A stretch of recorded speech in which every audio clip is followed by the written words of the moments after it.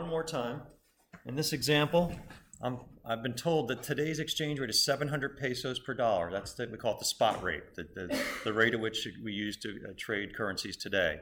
If today's exchange rate is 700 pesos per dollar, and I'm predicting what it's going to be next year, I got to make sure, since this is peso over dollar exchange rate, I'm going to make sure this is peso over dollar inflation. So I do 108 over 102, that comes out to 741. The exchange rate is going to go from 700 to 741. This is an appreciation of what currency? The dollar, right? This is the peso price of a dollar, not the dollar price of a peso. So what's happening is the dollar is appreciating by about what percent?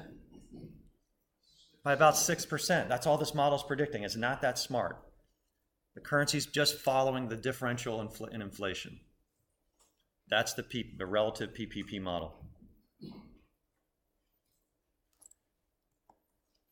Here's another one.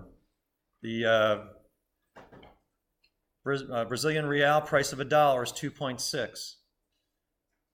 Real or Brazilian inflation 7%, US inflation is 3%. The exchange rate is going to go to 2.7. Real per dollar, real over dollar inflation. Exchange rate goes from 2.6 to 2.7, which is an appreciation of the what? Dollar, depreciation of the real, reais. Reais is plural, right? All right. You got that model? Pretty simple? All right, here's the really big model. Big change here. Ready? Watch. Oh, that's not it. That's it. What changed? What's that? Not still. Oh, yeah, it's still forecasting next period. Yeah, I'm using R's instead of I's. That's it. So here's the theory. Well, here in practice, here's why I hate using inflation. Where do you get inflation? There's not a standard board of inflation forecast for every country. You just got to go to Bloomberg and try to get a summary of forecasts from economists. Economists don't do very well. Right? They can't even predict an exchange rate better than a Big Mac. Right? So you have to get a summary of inflation forecast for a country and use that. And do you have a 1-year, 5-year, 10-year forecast of inflation? And then if you look at all the forecasts, like the actual detail, there's a lot of differences between different economists, what they predict. So to get out of that, you can actually use just interest rates, government sovereign interest rates, like treasury rates, or German Bund rates. And the theory behind this that allows you to use interest rates is this. If there's no arbitrage in the international bond market, any difference in interest rates you observe between two countries that have the same credit risk, the only difference in interest rates you should observe are simply differences in inflation. So what that means is if the U.S. 1-year Treasury is 2%, and the German 1-year Bund rate is 3%. That difference of 1 interest rate percent, that must be just because Eurozone or Germany has 1% higher inflation. So it just says that any differences in interest rates must be differences in inflation as long as there's no arbitrage in international markets and as long as they have the same credit risk. In other words, I can't use this model comparing an exchange rate of the U.S. and Zimbabwe, or the U.S. and Ecuador. They don't have it, right? The reason is they might have a high interest rate in their bonds, but it's probably due to the fact they could default. So you have to have bonds with similar default rates, probabilities. So that's the model. Just use R's instead of I's. And that's what most people do. Because you can just Google what's the 5-year Treasury rate versus the 5-year German rate and get a forecast of exchange rates 5 years from now. And by the way, that's what I'll do. If I want to know what I think the exchange rate will be 5 years from now, I'd look up the 5-year German interest rate, the 5-year U.S. Treasury interest rate, and take it to the 5th power. And that's my forecast for the exchange rate 5 years from now. That's the model. So just look at differentials and interest rates. All right, last model. Last few slides in this one. One last way to forecast exchange rates. So I've given you 3 ways so far. Look at the price of goods, and if goods are cheap somewhere, especially the tradable goods, their currency will tend to appreciate. That's one model. Absolute purchasing power parity. Relative purchasing power parity is forecasting future interest rates based on future inflation. All you do is a country is expected to have higher inflation than your country, that currency is going to devalue. Third model, interest rate parity. All that says is, well, interest rates really just reflect inflation. Therefore, if a country has higher interest rates, their currency will by default, or will by theory, devalue.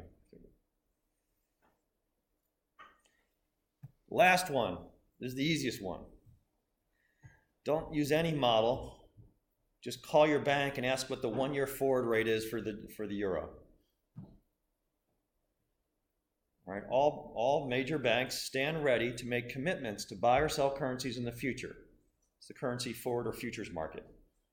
So Dell Computers, Microsoft, or every company could just go to their local bank and say, hey, I expect to get 10 million euros in trade 1 year from today. Can you give me an exchange rate that we'll commit today for trading euros for dollars 1 year from now? And they'll say, I'm ready to sign a contract today at $1.19. Maybe the current exchange rate's $1.18. That is a forward rate.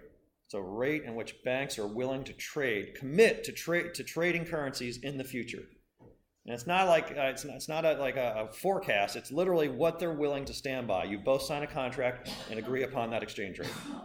All right, these are called forward exchange rates, or forwards. All right, the exchange rate, you can Google on the internet and just say, what's the exchange rate today? We call those spots.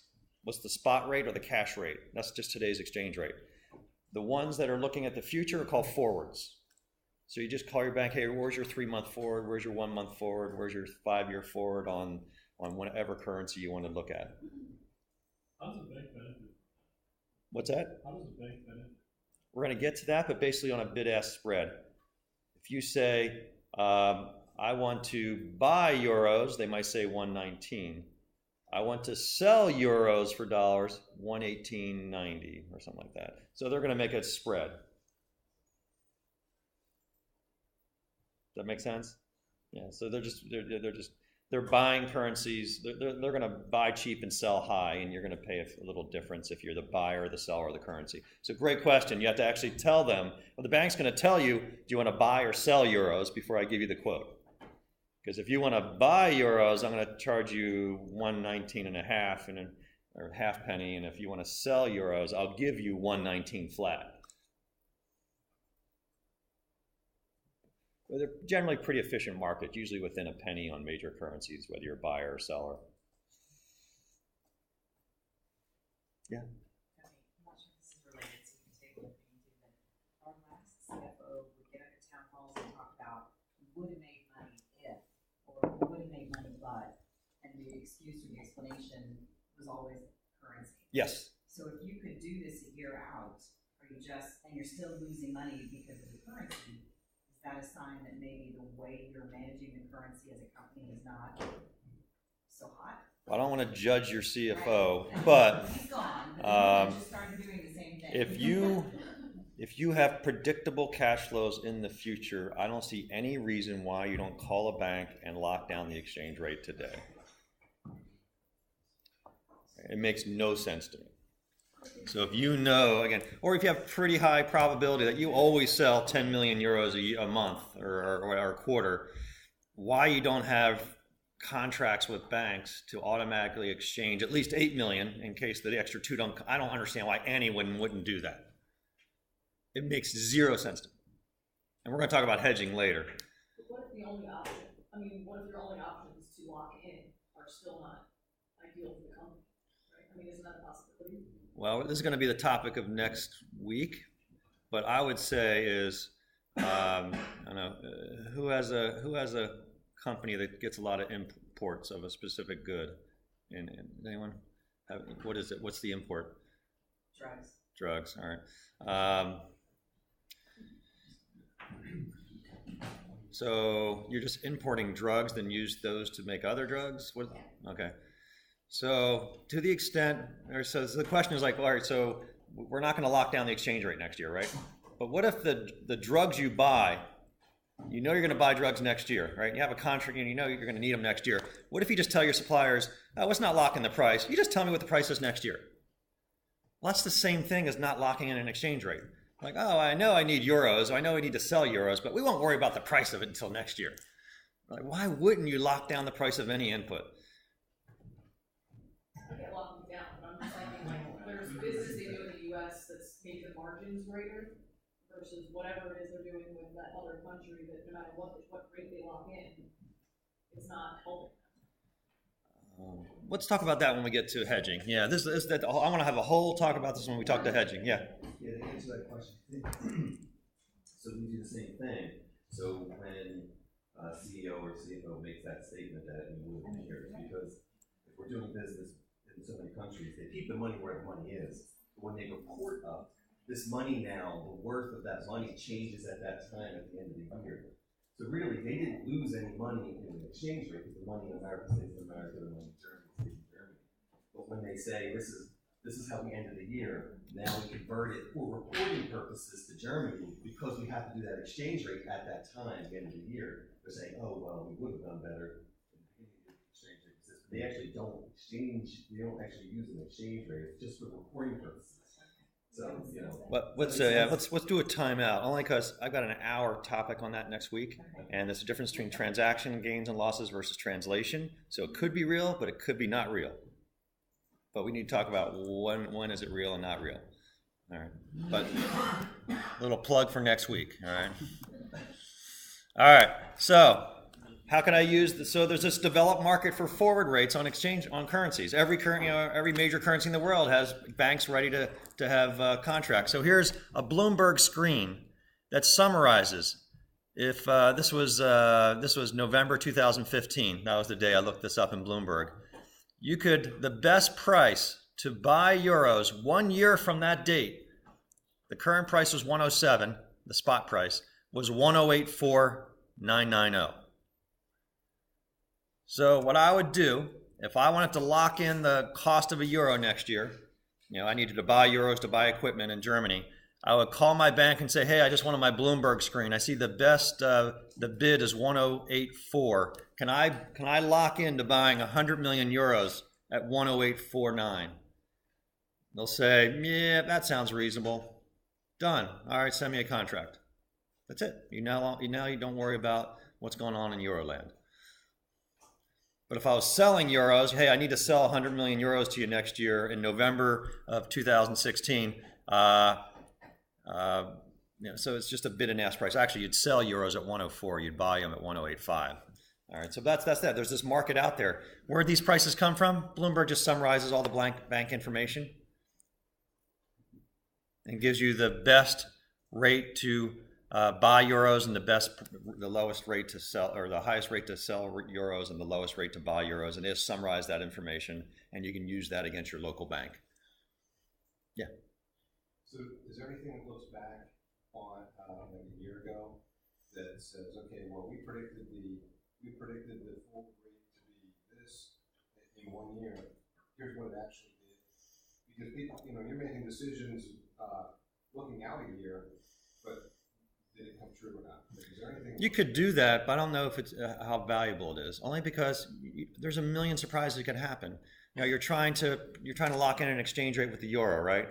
But Greece goes bankrupt in a surprise move.